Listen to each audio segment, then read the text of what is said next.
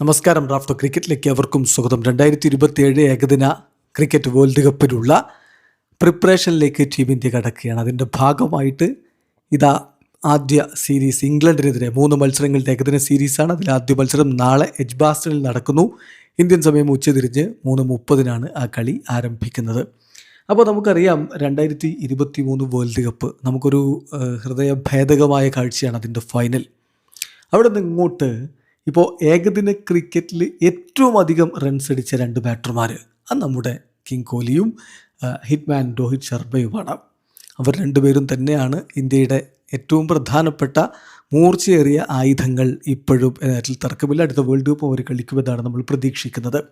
2023 ശേഷം, ആ വേൾഡ് കപ്പിന് ശേഷം രോഹിത് ശർമ്മ 23 ഇന്നിങ്സുകളിൽ നിന്ന് 1011 റൺസ് ഇന്ത്യക്കായിട്ട് ഏകദിനത്തിൽ അടിച്ചിട്ടുണ്ട്. 45.95 അദ്ദേഹത്തിൻ്റെ ആവറേജ്.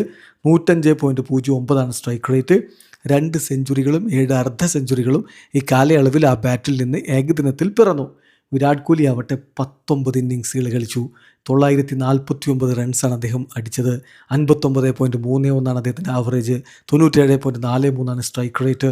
4 സെഞ്ചുറികളും 5 അർദ്ധ സെഞ്ചുറികളും പിറക്കേണ്ടത്. സോ വിരാട് കോഹ്ലി, രോഹിത് ശർമ്മ അവർ തന്നെയാണ് ടോപ്പ് റൺ ഗെറ്റേഴ്സ് ഏകദിനത്തിൽ സിൻസ് 2023 വേൾഡ് കപ്പ്. അവരിൽ തന്നെയാണ് ഇപ്പോഴും നമ്മുടെ പ്രതീക്ഷ എന്ന കാര്യത്തിൽ ഒരു സംശയവും വേണ്ട. ഇനി നോക്കേണ്ട കാര്യം വളരെ ഇൻട്രസ്റ്റിംഗ് ആയിട്ടുള്ളൊരു കാര്യമാണ് ഞാൻ പറയാൻ പോകുന്നത്. ജസ്പ്രീത് ബുംറ ആദ്യമായിട്ട് കളിക്കാൻ ഇറങ്ങുന്നു after 2023 world cup in an ODI match.